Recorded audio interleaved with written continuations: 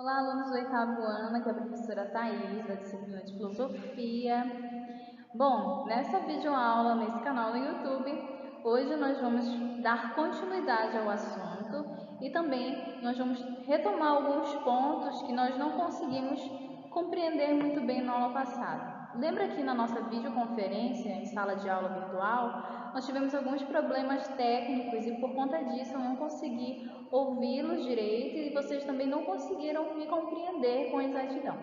Por conta disso, eu decidi retomar a aula que eu dei naquele dia, abordando alguns pontos principais e trazendo mais esclarecimento para vocês, tá bom? Vamos lá continuar a nossa videoaula de hoje. Quem estava na sala de aula virtual na semana passada, participando da nossa videoconferência, já fez isso aqui, tá? Eu solicitei que vocês pegassem um caderno e colocassem o cabeçalho, a data, tá bom? Que é essa data que está no slide, que é a data da nossa aula. E colocassem embaixo o tema da aula, que é linguagem na história, tá bom? Então façam isso, coloquem o cabeçalho no caderno e coloquem linguagem na história. Eu peço também que vocês façam a mesma coisa que eu venho pedindo. Coloquem lá em cima, aula 1, tá? Aula 1, para ficar certinho no caderno de vocês, para que vocês não fiquem perdidos quando surgir alguma atividade, tá? Então vamos lá dar início à nossa videoaula de hoje. Então, gente, a gente começa falando sobre a linguagem na história, que é o tema da nossa aula e das próximas aulas, tá bom? Que nós vamos estar continuando esse assunto. Primeiramente, nós vamos falar sobre a origem da linguagem.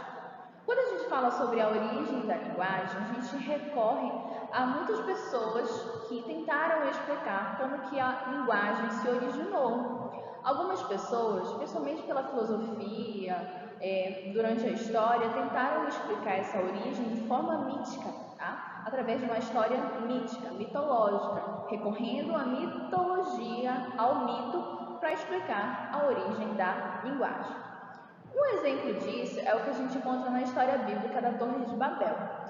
Alguns alunos durante a videoconferência me responderam e falaram que já conheciam essa história. Mas para quem não conhece, rapidamente, bem sucintamente, essa história conta que após as pessoas que estavam na Arca de Noé saírem, eles se multiplicaram e eles falavam apenas uma língua, tá? Então eles resolveram fazer uma torre para alcançar o céu.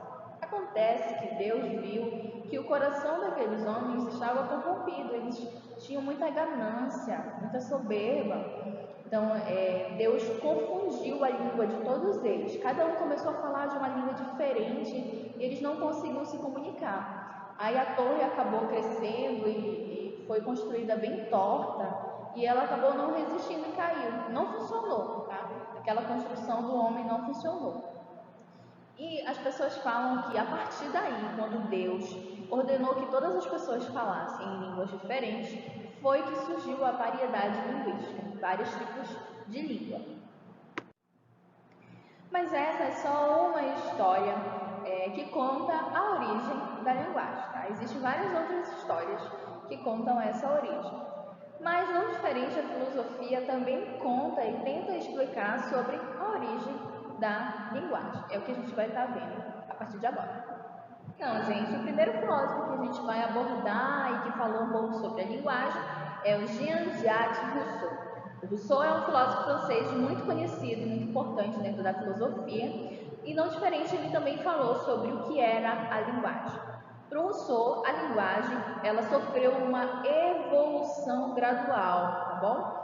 E ele acredita que a linguagem surgiu a partir da necessidade de exprimir sentimentos até as formas mais abstratas e complexas, tá bom? Então, para o Rousseau, a linguagem é uma evolução gradual, tá? E que surgiu por meio de uma necessidade do homem exprimir os sentimentos. Para o Rousseau, a linguagem foi o primeiro grito da natureza do homem. O que ele quis dizer com isso? Para o Rousseau, o homem, mesmo o homem primitivo, aquele homem lá que vivia na floresta, esse homem já sabia se comunicar verbalmente. Então, havia um grito da natureza. Qual era esse grito? O homem primitivo, eles utilizavam a linguagem para implorar por socorro, por exemplo, quando eles estavam em perigo, ou como alívio das dores violentas, quando eles estavam sofrendo algum tipo de dor. O ponto principal que vai diferenciar essa filosofia do Rousseau é que, para ele, o homem, mesmo o homem primitivo, ele já se comunicava verbalmente, ou mesmo que seja uma linguagem primitiva, mas ele já utilizava a linguagem verbal, a linguagem oral para se comunicar. E a partir disso ele foi evoluindo as suas formas de linguagem, porque ele sentiu necessidade de expressar e exprimir os seus sentimentos. E nós temos uma citação do Rousseau que eu vou ler com vocês. A linguagem propriamente dita, como conhecemos hoje, só teria começado quando as ideias dos homens começaram a estender-se e a multiplicar-se, e se estabeleceu entre eles uma comunicação mais íntima, procuraram sinais mais numerosos e uma língua mais extensa. Multiplicaram as inflexões de voz e juntaram-lhes gestos que, por sua natureza, são mais expressivos e cujo sentido depende menos de uma determinação anterior. Rousseau, 1989, página 35, tá bom? Então aqui o Rousseau já conclui falando que ele acreditava ser a linguagem. Então, galera, não foi só o Rousseau que falou sobre o que era a linguagem, tá? Outros filósofos dentro da filosofia também trabalharam sobre a linguagem. Mas para outros filósofos, a linguagem começou e é explicada de uma forma um pouco diferente. Lembra que para o Rousseau, o homem primitivo, mesmo esse homem lá na floresta, na caverna, ele já conseguia se comunicar verbalmente? Outros filósofos acreditam que a linguagem gestual dos gestos é anterior, ou seja, ela veio primeiro que a linguagem falada, tá? Isso é diferente do Rousseau. Com a necessidade de uma comunicação mais elaborada, foi aí que a linguagem gestual passou a evoluir para uma linguagem mais sofisticada. A comunicação se tornou possível pelo fato dos indivíduos adotarem o mesmo significado para um gesto evocando uma vivência anterior do próprio indivíduo. Por exemplo, eu tenho um gesto, tá? Um gesto quando eu estou com fome. Qual é? Colocar a mão na barriga, igual na imagem. Quando eu estou com fome, isso é um gesto, tá bom?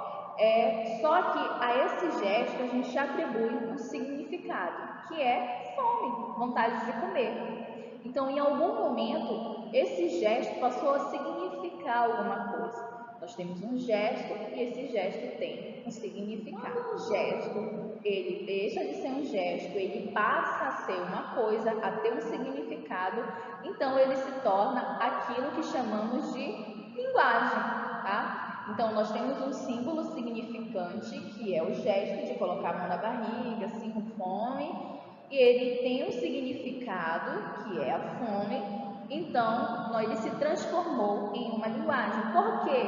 Porque ele conseguiu expressar um sentimento. Ele conseguiu estabelecer uma comunicação. Então, nós temos sentimento, temos gestos, e ele se transforma numa forma mais elaborada de linguagem. Qual é o sentimento? Fome. Qual o gesto? Mão na barriga. E o que significa? Fome. A pessoa conseguiu transmitir uma mensagem. Então, ela se transformou numa forma mais elaborada de linguagem, quando conseguiu transmitir uma mensagem. E esse tipo de gesto, ele conseguiu evoluir para o quê? Para a linguagem falada, quando a gente passou a deixar de fazer somente o gesto, que é colocar a mão na barriga e sentir fome, mostrar que a gente está com fome, e passou a falar, olha, estou com fome.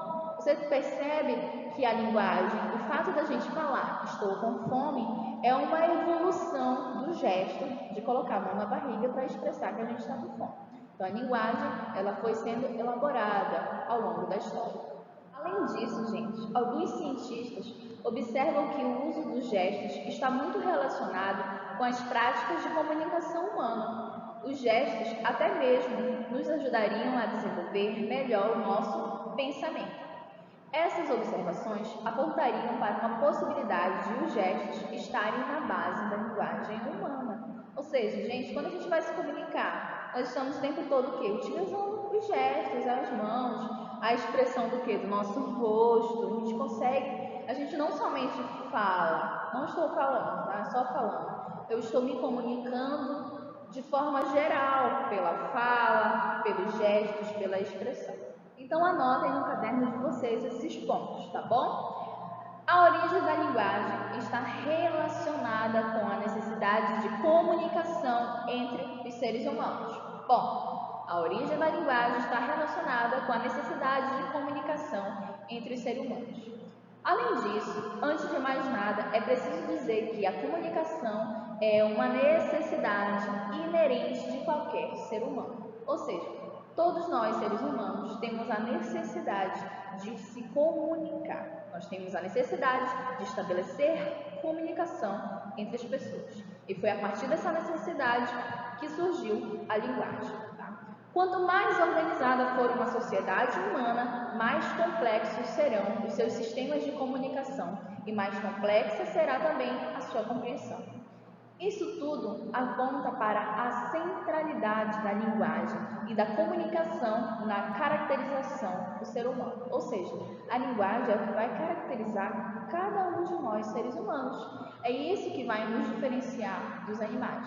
Vocês lembram do homem primitivo? O homem primitivo ele começou ali com aquela linguagem gestual, se comunicando de forma bruta, rebuscada, né? Então, ao longo da evolução, dos séculos, dos milênios, o homem primitivo foi evoluindo as suas formas de linguagem para a gente chegar até hoje, e a gente utiliza a linguagem de diversas formas. Mas, professor, o que é linguagem, então? Então, vamos lá copiar no caderno alguns pontos, tá bom? Vocês podem estar pausando o vídeo, copiando do slide o que vocês acham mais os pontos importantes para colocar no caderno de vocês, tá? Quando a gente se refere à linguagem, a primeira coisa da qual nos lembramos é a linguagem verbal, tanto oral quanto a linguagem escrita, tá? Por meio dela, ou seja, por meio da linguagem, a gente consegue nomear os objetos, a gente forma conceitos, a gente articula o nosso pensamento sobre o mundo, sobre as coisas, sobre o mundo subjetivo, ou seja, aquilo que a gente sente, aquilo que a gente deseja. A gente também consegue formular pensamento sobre o mundo objetivo, exterior, ou seja, aquilo que a gente está vendo no nosso dia a dia, tá? A linguagem verbal, contudo, não é a primeira linguagem que aprendemos em nossa vida, tá? A linguagem verbal não é a primeira coisa que a gente aprende. A gente não nasce aprendendo a falar. A gente não aprende a falar a partir do momento que a gente nasce, tá? E também não é a única que a gente usa para atribuir significado às coisas do mundo. Desde bebês, quando conseguimos nos comunicar por meio do choro, por exemplo, do olhar, dos gestos, dos balbúcios, que são compreendidos por todos aqueles que nos cercam e cuidam de nós. Então anotem no caderno de vocês o significado de linguagem, tá bom? A linguagem é um instrumento que nos permite o quê? Pensar e comunicar o pensamento, estabelecer diálogos com os nossos semelhantes e dar sentido à realidade que nos cerca.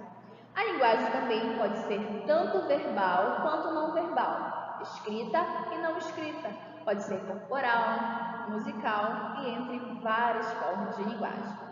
Agora nós vamos falar rapidamente sobre a estrutura da linguagem, tá bom?